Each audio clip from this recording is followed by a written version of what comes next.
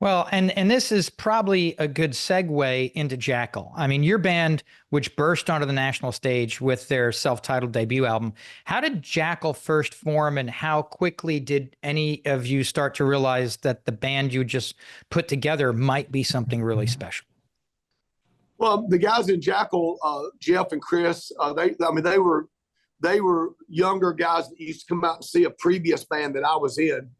And I used to hate it when they would come out and see us because they would get my guitar player so stoned that he couldn't remember how to play it. Or he would actually, he remembered how to play. He would just start jamming and hit a lead break and never come back to the song. But yeah, they were younger. They used to come out, and then I was managing a bar whenever my son was born. I came off the road to manage a bar, and I was booking them in there to play. And they asked me, they wanted a tape of my original songs. They wanted to play them, and I would get up and sit in with them and sing those songs, and the place would pack out. People coming in to see if I was going to be sitting in with them. So we knew we had something special from that moment. And then it took off after that. How did you guys first find out Geffen was interested in signing you? I mean, was it a call, a meeting, whispers going around the industry, or something else? No, Geffen was not interested in us. Really? Nobody knew anything about us or anything. We were interested in John Kalodner at Geffen. For a whole year, every single night when we played in the bars, I would find somebody that was in the crowd with a beard, and I would put the spotlight on them and introduce them as John Kalodner. And I played for John Kalodner every single night for a year until it finally happened. We went to LA. We all lived in one motel room, 9 of us in one motel room for 2 weeks, and everybody got $6 a day to eat on. And we ate 3 for $1 AM/PM hot dogs, the AM/PM convenience store. Mm-hmm. We ate 3 for $1 hot dogs for the whole 2 weeks, and we did not let up until we finally were able to get a commitment for John to come and see us. I'm glad you brought that up because, like I said earlier, you guys pretty much exploded onto the national scene with your self-titled debut album. But every time I've seen something like that happen so fast, there's almost always years of silent, unnoticed work nobody ever saw, which allowed something special like that to happen. You know what I mean? So people go, oh, they just did this and this. And it's important, I think, for people to know that, yeah, there's all this behind the scenes work that built up to that for so long, and all the struggle and everything else. I had 9 years of really struggling hard in another band. Did a development deal with Kalodner Records that ended up not happening because they wanted me to leave the band. They wanted me to get younger guys because the guys in the band were older than me. And I wouldn't do it. And then I found out I was going to be a father, so I came off the road and had my son, my child, and got all of that kind of in its place. And then the Jackyl opportunity came about, but really once that commitment was made to hit the road with Jackyl, I mean, we were signed within 1 year. I mean, that happened quick in the scheme of things, but it was because I'd already went down all I'd paid my dues for those 9 years. I mean, I was more focused than ever, as far as my part of the success that we had. And the band is that, we move as a unit, and we're all brothers, and it worked out. Was there ever a moment in those early days where you thought music might not actually work out for you? I mean, that you may have been thinking, oh, I need a plan B? Well, when I found out I was going to be a father, that changed everything because, at that point there, I'd made a deal with my dad. As long as I stayed single and without a kid, my family supported me being out there trying to make it. But my dad and my mom, they were, we pretty much lived hand to mouth. I mean, they were not well off, and, so I thought when my son was born that I may be working a 9 to 5 or what, for the rest of my life. but the opportunity was so obvious with Jackyl.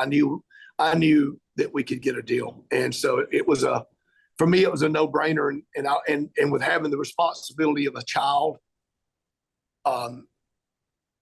there's a different level of commitment you make to yourself that you're going to go make something happen. And if I tell the guys in the band I'm going to walk through a brick wall, they put on their safety goggles.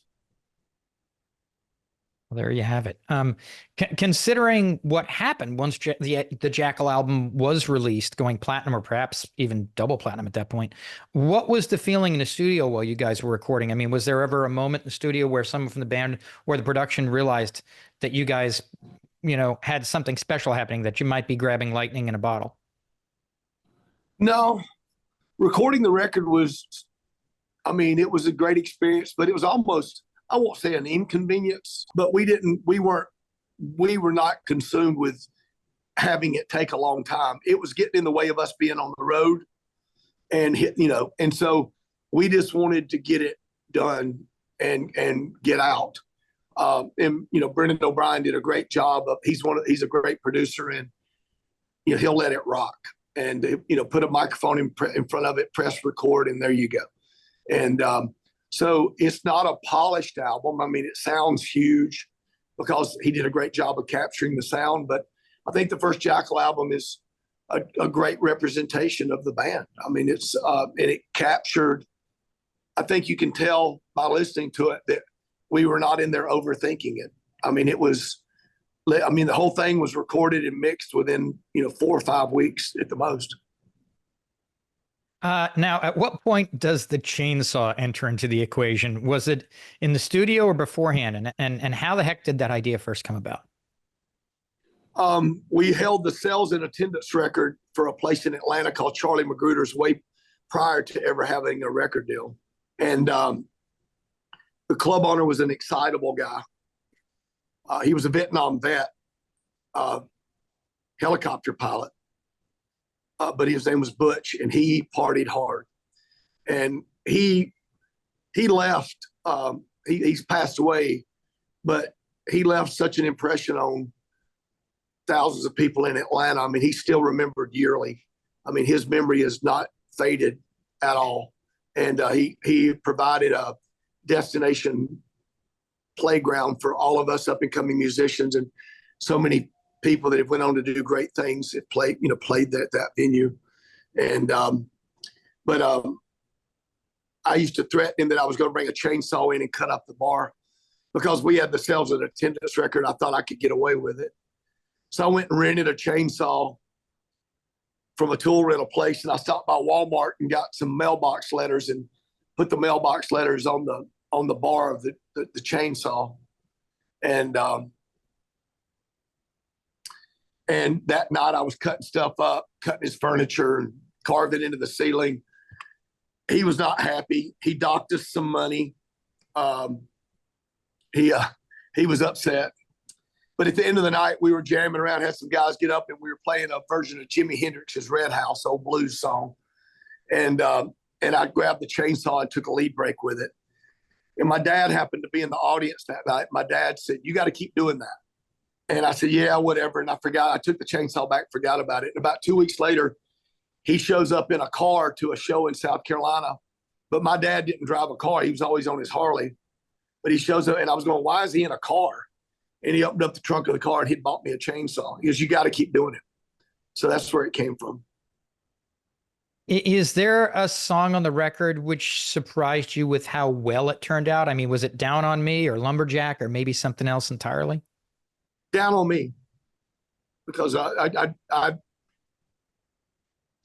wrote Down on Me for the band Kansas, and because I had came across the singer of Kansas in that bar I was telling you about one night, and it was actually at a party that the club owner's house, and Steve Walsh was in there, and people were complimenting me on the band. And Steve goes, "Oh, we should write songs together." Well, I took him at face value that he was serious. He didn't have any intention of us writing together. But I went home and wrote Down on Me because Kansas had their last major label record deal that they were about to go and record. And I thought they need a song like this. And the production for the Down on Me that I wrote was more in the vein of Foreigner's I Want to Know What Love Is. I want to know what love is. You know, so I heard a version of I feel the sun shining down on me with the chorus back, the big choir behind him. I feel the heat of love down on me. I heard a whole nother, all the things you mean to me, just a more of a crooning, big power ballad. And he blew me off. He never wanted to revisit writing with me. And then we ended up getting signed and to our record deal. And John Kalodner said, I want to hear everything that you've ever written. So I worked up songs that I thought he would throw away because I knew the songs that I wanted us to keep. And I wrote, we worked up Down on Me. I was thinking it was kind of a joke because we were plowing through it rock style, but in my head, I was hearing this big production, And so we play it for him, and he said, I love that song. And I'm like, oh, what the hell have I done? Because I didn't hear it. And I kid you not, we were in the middle of these pre-production rehearsals at a place called Rehearse Too Much in Atlanta, and the door opens up, and in walks Steve Walsh from Kansas, because he heard John was in the building. And I swear to God on my daughter, this is a true story. This was a year and a half later after maybe 2 years from the time that I'd written it for Steve Walsh, and he blew it off. By that time, his record came out and flopped, and they didn't sell anything. And so he came in, talked to John Kalodner. He ended up leaving. And John goes, can you believe that? The singer of Kansas just came into your, and I said, you know that song you just said you liked, Down on Me? And he goes, yeah. I said, I wrote that for him. And I said, but he blew me off. And John goes, do you know what the moral to that story is, Jesse Dupree? And I said, what's that? And he goes, you've got a hit. He don't. and that's how that happened. It's just a crazy story, but that's the truth. Well, the funny thing is now I'm going to go back and listen to it and go, how would this sound if Walsh or Ronnie Platt or whoever with Kansas was singing it, and how might that be different? And I all mentioned the things I see in you. Yeah. All the things I know that are true. I feel the sun shining down on me. I feel the heat. I mean, it was just a whole big production thing, and one day I'd like to get somebody to record it the way that I heard it in my head.